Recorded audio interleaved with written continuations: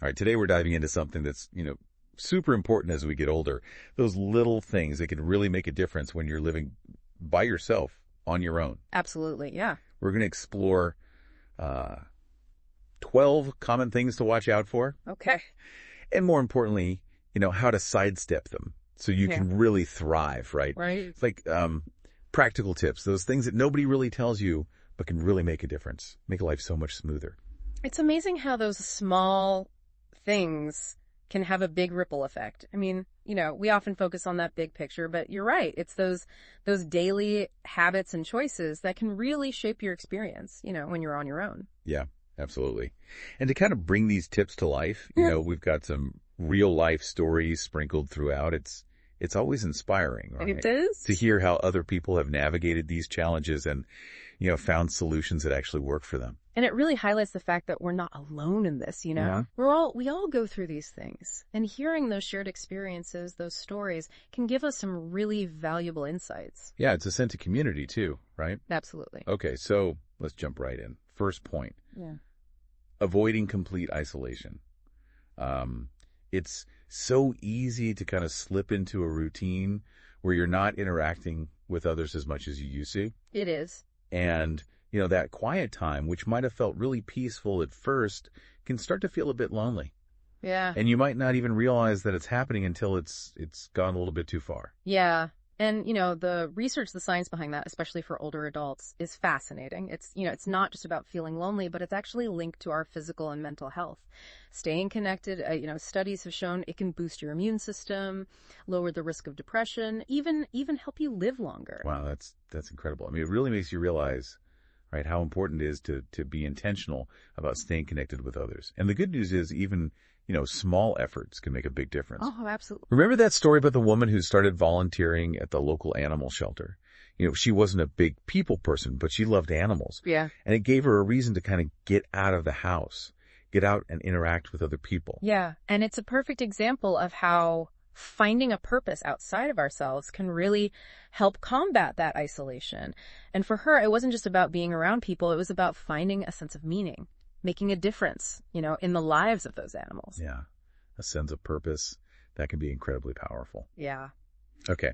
So let's kind of move on to our next point. Avoiding neglecting your health. Oh. It's easy to let things slide, right? It is. When you're living on your own, whether it's skipping those doctor's appointments or just not going for that daily walk. Yeah. But those small things, those small neglects, Mm-hmm. they can actually have a surprisingly big impact over time. In fact, studies have shown that even minor health issues can become major problems if they're not addressed early on. You're absolutely right. It's kind of like your health it's like a car, right? If you don't take it in for regular maintenance, those little issues can turn into big, expensive repairs down the road. And it's the same with our bodies, right? Regular checkups, screenings, healthy habits. It can really help catch problems early on. Good analogy. And it's not just about physical health, though. It's mental health, too. Absolutely. It's so easy to isolate yourself when you're feeling down. But, reaching out to somebody, a friend, family member, a therapist even, can be incredibly helpful. Absolutely. And the sooner we can address those feelings, whether it's loneliness, anxiety, depression, the better. Talking to someone can help gain some perspective. You can find coping mechanisms. Just start, feeling better. Yeah, absolutely. Okay, now on to a topic that might feel a little unnerving, but it's incredibly important. Avoiding safety concerns. And we're not just talking about preventing falls, although that's definitely, crucial. Sure. It's really about feeling secure and comfortable in your own home, knowing that you're, taking those steps to protect yourself. Right. And I'm reminded of a story about a woman who lived alone. She fell in her kitchen late one night. She couldn't reach the phone. Oh, gosh. And it was hours before anybody found her. And it's a chilling reminder of how vulnerable we can be, even in our own homes. How important it is to take those precautions. That's scary. Yeah. So what are some practical things that people can do to create a safer environment? Well, good lighting is essential, especially in hallways, staircases, and things like grab bars in the bathroom, non-slip mats in the shower. Those can make a big difference. There's a whole range of assistive technology available now, too. Oh, yeah. Things like personal emergency response systems that you can wear as a pendant or a bracelet. If you fall or you have a medical emergency, you can press a button, get help right away. That's amazing. Mm-hmm. Technology, it can really make a difference in feeling more secure Yeah. and independent. Okay. So let's talk about something that can be a bit tricky. The potential for developing unhealthy habits when you're living alone. It's easy to slip into those routines when no one's, around to notice, but they can really impact your well-being. It's true. I think we all have those moments where you think, well, no one's watching, so, I'll just have that extra piece of cake, or I'll skip my exercise routine just this once. But, those little choices repeated day after day, they can add up to bigger health problems. For example, I had a client who struggled with overeating after her husband passed away. She found comfort in food, but, led to weight gain and some other health issues. Yeah, it sounds like she was using food to cope with grief, with loneliness, which is understandable. Of course. But it really does highlight how important it is to be mindful of those habits and, seek out healthier ways to manage those emotions, those difficult emotions. Yeah. What are some tips for kind of breaking those unhealthy patterns? Well, first of all, it's about awareness. Once you recognize the habit, you can start to make those small changes. So instead of snacking mindlessly, plan your meals, plan your snacks ahead of time. Instead of just sitting in front of the TV all day, find some activities that get you moving, get you engaged. It could be as simple as going for a walk, joining a social group, starting a new hobby, anything like that. Yeah, those are great suggestions. And it's important to remember, right? Progress, not perfection. You don't have to make drastic changes overnight. Even small steps in the right direction can make a big difference over time. Now, let's move on to a topic that can be both sentimental and challenging. Avoiding letting your home become a burden. That big house full of memories, it can start to feel overwhelming, especially if you're managing it on your own. Yeah, it's about recognizing when our homes are no longer serving us the way they used to. Maybe the stairs are getting difficult to climb, or the yard work's too much to handle, or maybe you're rattling around in a space that feels too big and empty. It can be emotionally difficult to make a change, but sometimes downsizing, making modifications to your home can actually enhance your independence and your well-being. I remember that story about the woman who finally decided to downsize after years of putting it off. She was so attached to her home, but it had become a source of stress and anxiety. And once she made the move to a smaller, more manageable space, she felt a huge sense of relief and freedom. She was able to focus on things that she enjoyed, like spending time with friends and family and pursuing her hobbies, instead of being bogged down by home maintenance. It's a great example of how sometimes letting go of the familiar can open up, a whole new world of possibilities. And it's not always about downsizing either. It could be as simple as hiring someone to help with yard work or cleaning, something like that. The key is to be honest about your needs, your capabilities, and find those solutions that allow you to enjoy your home without feeling overwhelmed. Right. That's such a good point. It's about finding that balance between maintaining your independence and recognizing when you need a little bit of extra support. Yeah.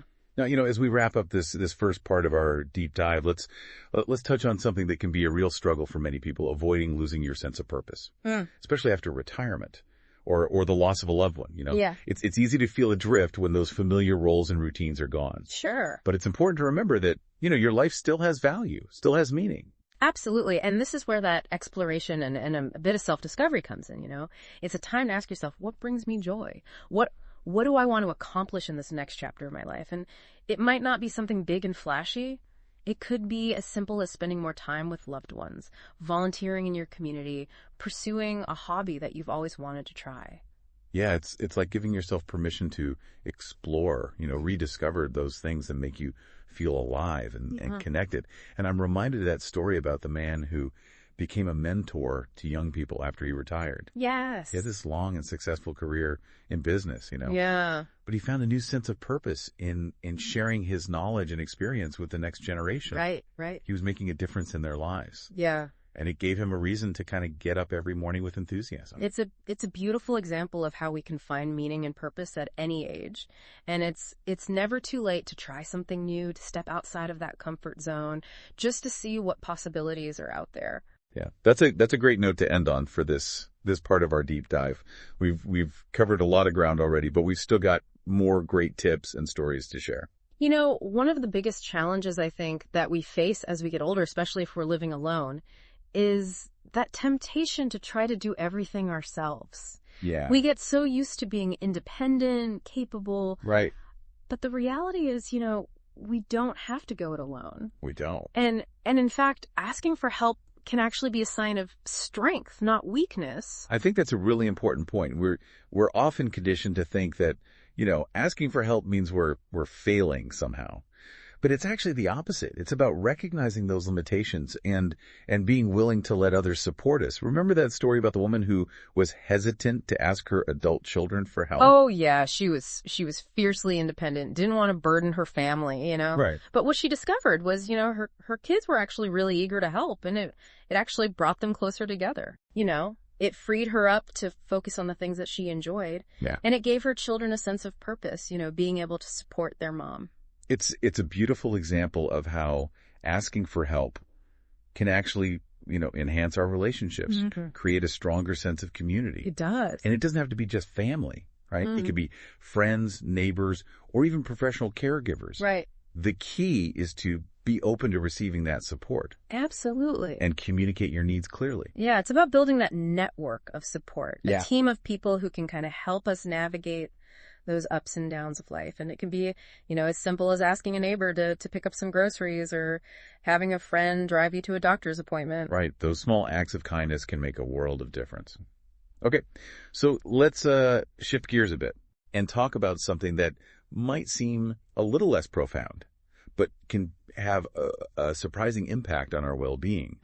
Avoiding neglecting our home environment. And I'm not just talking about, you know, keeping things clean and tidy, although that's certainly important. It's more about recognizing how our surroundings can affect our mood, our overall sense of peace. Yeah, and it's fascinating how our physical environment can actually mirror our inner state. You know? It can. Clutter, disorganization, it can actually contribute to feelings of stress and anxiety. Whereas a clean and organized space, that can actually promote feelings of calm and well-being. I remember working with a client who was struggling with depression, and one of the first things we did was work on decluttering her home. Oh, wow. And as she started to let go of things that she no longer needed, she also started to feel, you know, lighter, more energized. That's amazing how those two can be so connected, right? They are. It's like clearing out the clutter in our homes also kind of clears out the clutter in our minds. And it doesn't have to be like a massive overhaul, right? Yeah. Just start small, maybe tackle one drawer, one closet at a time. Yeah. But, you know, the key is to make that conscious effort to create a space that feels nurturing, supportive. Right. Exactly. It's about creating that sanctuary, that place where you can really relax and recharge. Yeah. And it doesn't have to be perfect. It just needs to feel good to you. Right. Now, here's something that I think a lot of people, especially those who are retired, can relate to. Avoiding losing track of time. When you're not working and your days are less structured, it's easy for them to kind of blur together. It is. And that can lead to feelings of aimlessness and even depression. Yeah, that's true. You know, that sense of structure, routine that we get from work, that can be really grounding. Yeah. And when that's gone, it's important to create, you know, new routines, new rituals, you know, things that give our days some shape, some purpose. I had a client who was feeling really lost after he retired. You know, he was a successful executive, used to that fast-paced, you know, demanding schedule. And suddenly he had all this free time and he didn't know what to do with himself. I can imagine that would be a really difficult transition. It was. So what did you suggest? Well, we worked on creating a new daily routine that included things that he enjoyed. Exercising, reading, spending time with his grandkids, volunteering at a local soup kitchen, you know.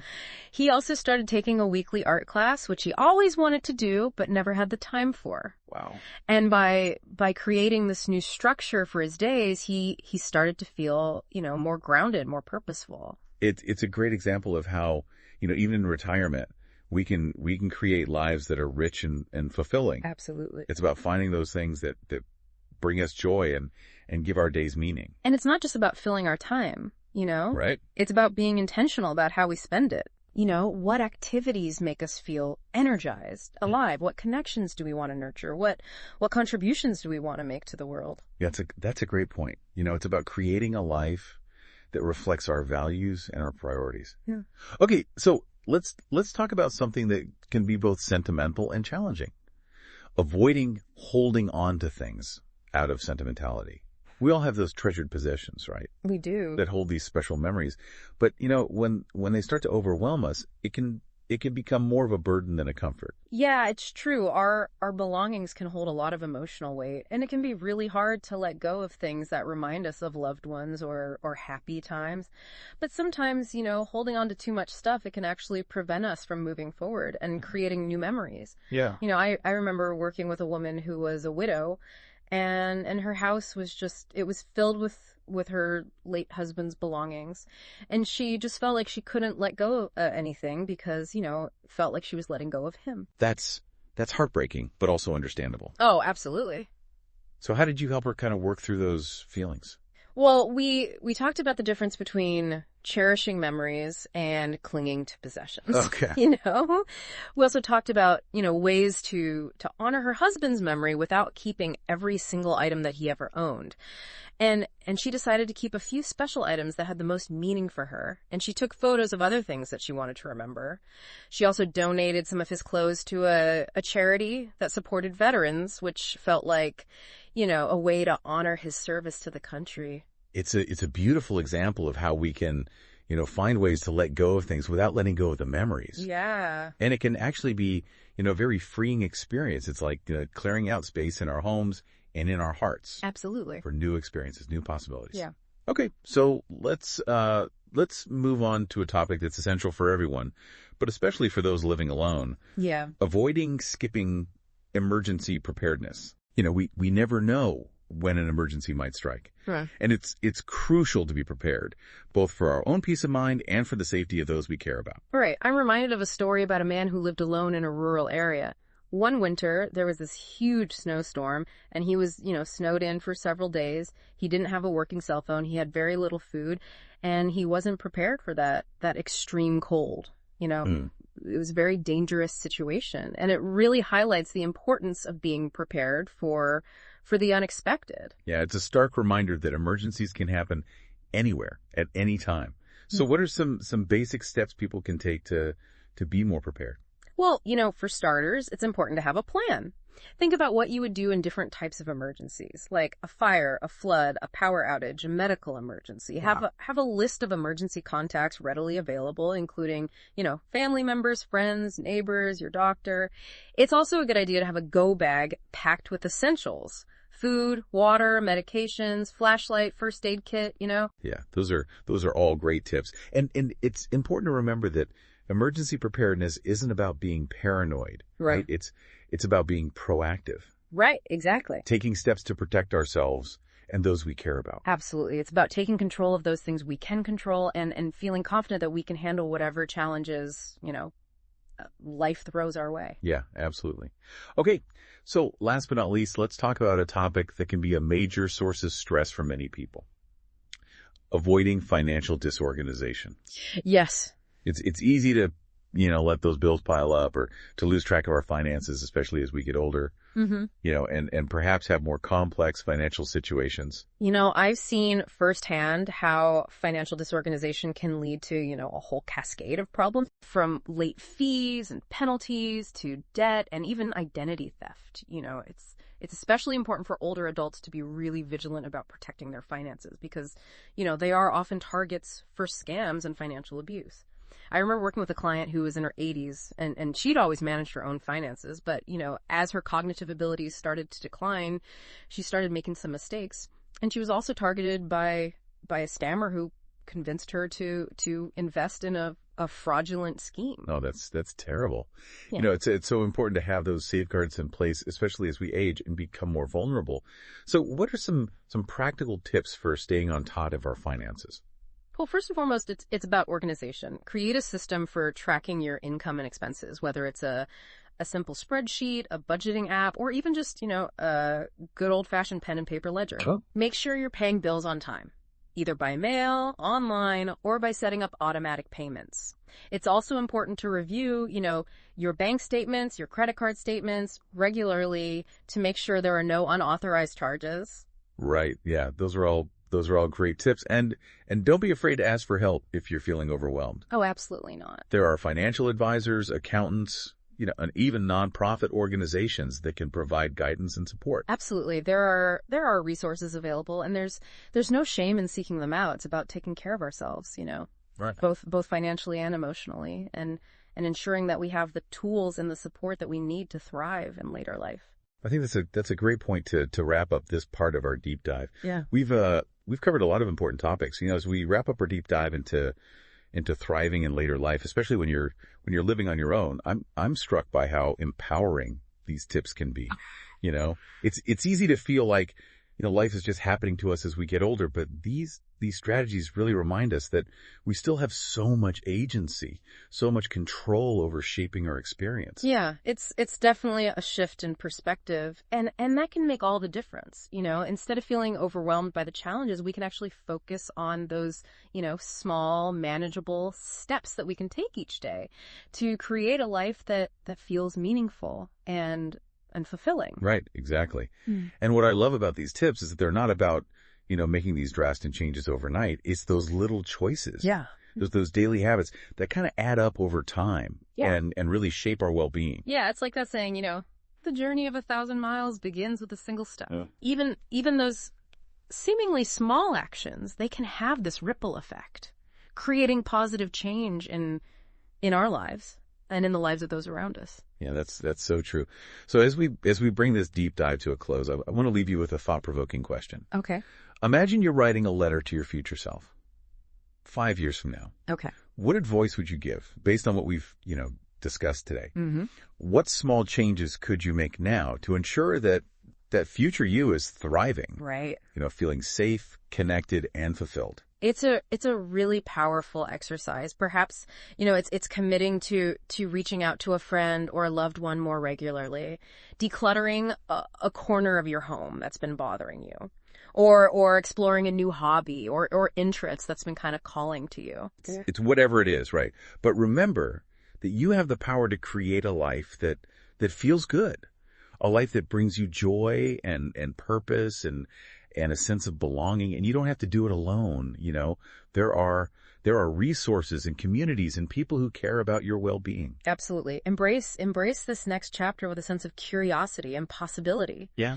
And remember, even amidst the challenges, there's always beauty to be found, connections to be made, and contributions to be offered.